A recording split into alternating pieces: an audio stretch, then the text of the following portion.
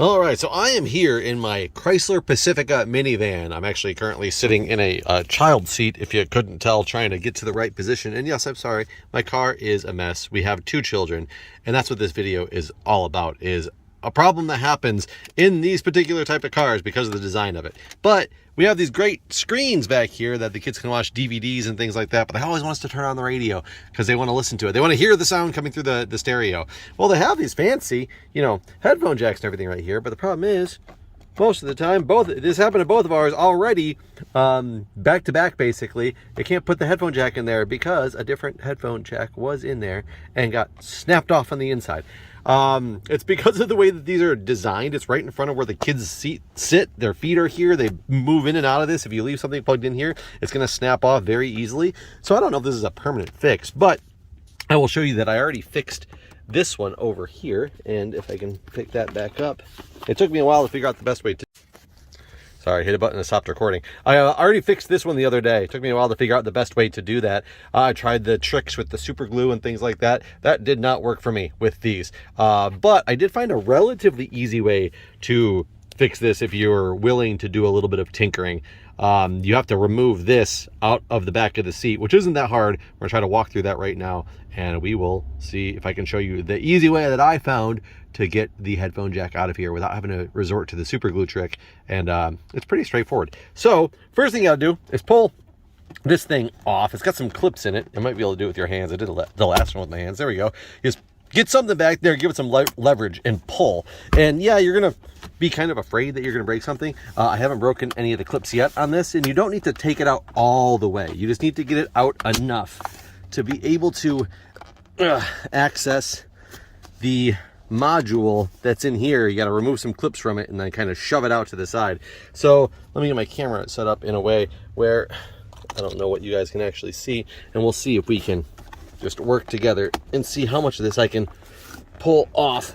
The if you look down inside of here as well, now that I got it open partially, you'll see some clips. The front bracket is a separate piece than the other stuff in the back. You'll see what I mean when it comes out. But if you can get a screwdriver down and pop in these little tabs right here, there's one on the top and there's one down here. They're on both sides, but I managed to get it out pretty easily.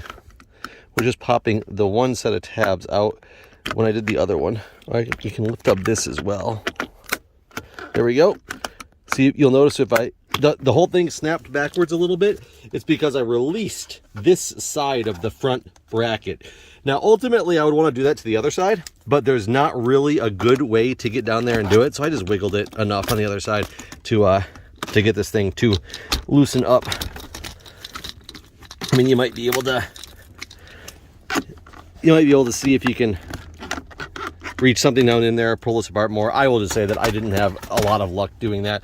But I eventually did just get it to free up. Oh, I just actually snapped it back in by pulling it too hard. So maybe we'll start with this side and we'll see if we can just try to shove it in this side and free it up. So this might take you a little bit of wiggling around to get it done, but I got that side out again.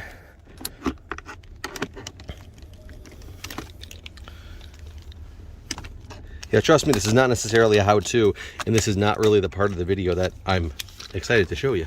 But this is a necessary step in getting to where we're going to get to, is to get this thing out. So whatever method you use to get this out, oh, there we go. There we go. So I got, it sounded a little more violent than I wanted it to, but we've got it unclipped, and it flung up there, but it's out. And it doesn't look like the clips are broken, but see, that piece comes out. I'll go grab it in a minute and show you what it is. This is now loose in here. You got 2 clips that you got to be able to get to on the very bottom.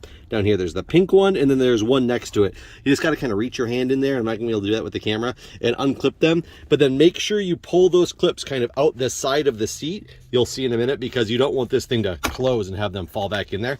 I mean, they're connected to something. You'll be able to grab them, but there's just not much room. So I have to use 2 hands for this. Let me show you what it's like when it's all done. Okay, so this is what I mean by this. You just want to pull the cord, one of the cords out. This is a USB cord, and then there's another connector still right down here. You just want to have them being reached out to the side so that you can actually get back to them easily and put this thing back together when you need to. I went and got the piece from the front that flung up there. This is just the cover plate. It clips in here. These two brackets, I believe, right here. These two on the one side and these two on this side clip into this and hold it into the actual seat itself.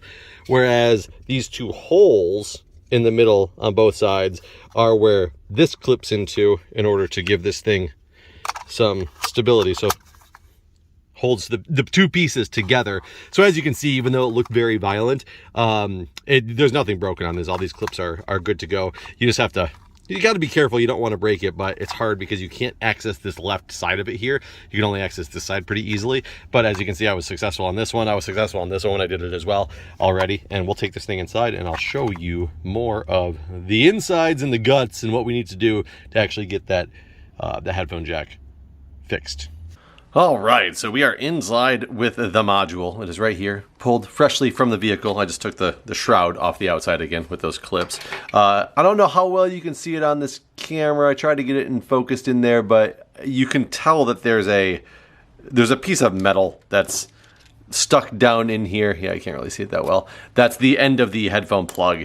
And they do have a little ball on them, and the tricks that you see online are to basically take like a ballpoint pen, the back of a ballpoint pen, and put some super glue in it and shove it down there and let it sit for 24 hours and then pull it back out.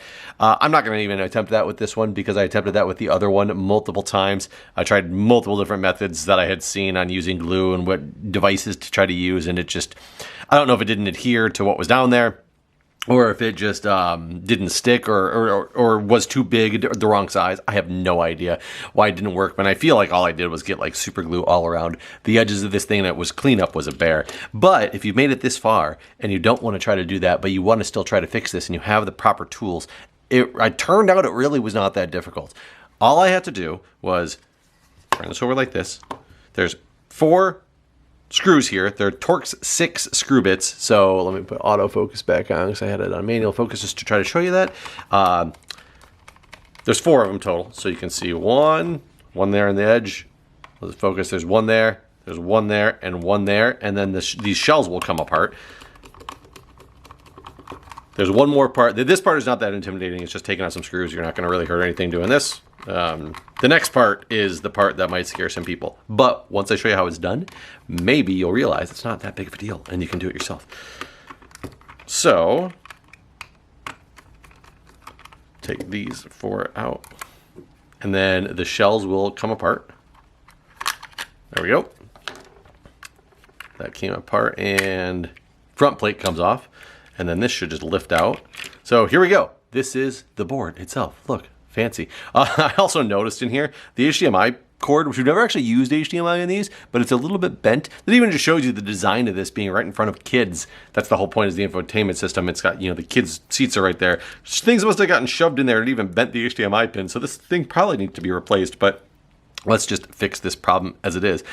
The trick with this is the top of this headphone jack, this 3.5mm headphone jack, there's 3 little things. You can barely see them, but there's one there, and one there. And those are actually little posts that connect this thing down to the base plate. It's just a small little teeny base plate. You can see where there's a line of separation right up here at the top of it. Right here is like the line of separation. And it goes all the way around, and there's these 3 little posts that are on there. And it turns out that if you just get a small enough like pry tool like I have here, I shoved it in one of these edges and just started gently, very gently prying because I didn't want to break the thing in half. Started the back because this post in the back is in the middle, whereas this post up here is on the very edge. So if I start prying up on this edge, I have way less to grip onto. But this thing slides in here pretty easily. I can get the back to go in here a little bit more. Start gently prying and see if I'll come up. If not, I'll work my way around the edge a little bit more, see if I can get the other side loosened up first. There we go. And then let's see if we can just pop this thing up. Oh, there we go. See, it sounded again. It sounded kind of violent, but if you'll notice If there's a hole here, it's because it popped off of that post. And I just need to get the other two. There we go. 1, 2. Oh, the front one actually did kind of come off a little bit. It looks like the front post broke a little teeny bit. Oh no, just a very, very, very small, thin layer of it broke off, so it should still be fine. These posts should still function as normal posts, but look what we have in there. We have the tip of this thing. Does this thing zoom in any farther? No, that's as far as it zooms in. We have the tip that we're trying to get out. You can see it shoved in right there. I think part of the problem with this and why the super glue trick wouldn't work is look how over to the side this is. So it's supposed to be held in here more straight like this. Oh, well, now it's about to come out. It's supposed to be held in there a little bit more straight this way because there's something that, you know, is connected from this end out here. But when it breaks off at a certain point, it twisted it this way. So even when I did get super glue to seem to adhere to the other unit, when I was trying to pull it out, it was just backing into this. It wouldn't, like, it didn't have clearance to leave. But all I have to do is, boom, there. That is out of there now. As you can see, it's nice and clear. Don't pull up on these things because you don't want these springs to go flying out, but they're in there pretty tight. I thought I was gonna have to super glue this thing back together too. I didn't have to super glue it at all. I just found out which side was, put it in, you know, the right way. The part that needs to go back down toward this board, there's some more like divots in it. You can see, let's see if it'll zoom. I don't know if it'll zoom. You can see there's a little divot right here that goes down toward the board, and just line it back up with the pegs.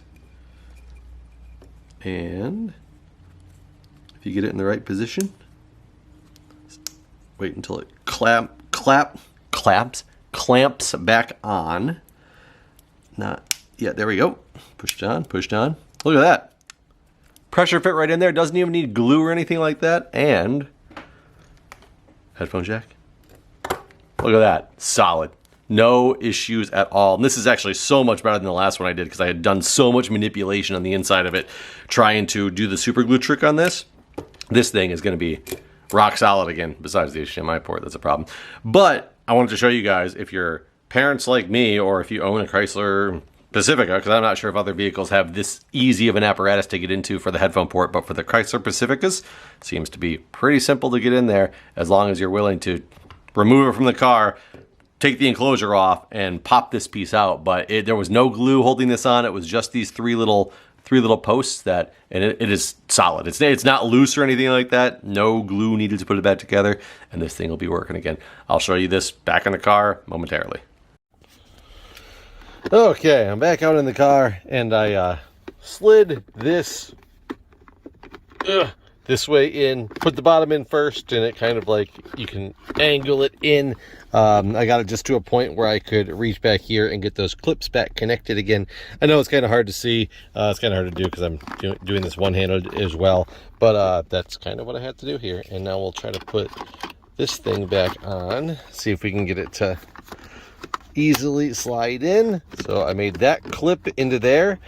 So now notice those two tabs from the module itself are clipped back into this faceplate. Let's see if we can clip the faceplate on. Make it clip. There we go. And look at that. It is all back connected again. And yeah, I didn't bring my headset out here, but I can assure you that it works. Well, I can't because I haven't actually tested it yet, but let me grab a headset and we will go test that out. Okay, and now you'll see I am on NPR. That's just NPR playing on there. But on this stereo here, playing A Bug's Life. I don't know where my microphone's at, but you can see I got my headset plugged into there, coming through on the one side that I fixed the other day, and then the one I just fixed here, we can plug right in here. Perfectly fine. Again, I don't know where my microphone's at on here. You'll have to, if you can't hear that coming through here where I'm trying to hold it up to the phone, take my word for it. It works perfectly fine. I'll be honest, I don't even know where the volume control is on this if you're not hooked up to the car, because there's no volume button. But will the volume control on the headset itself work? It's a Bluetooth headset, though. This is for Bluetooth.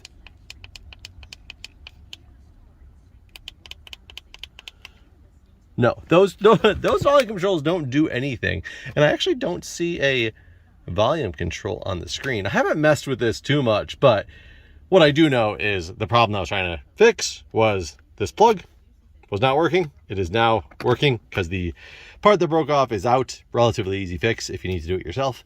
That is how you do it. Thanks for watching, and I will see you next time.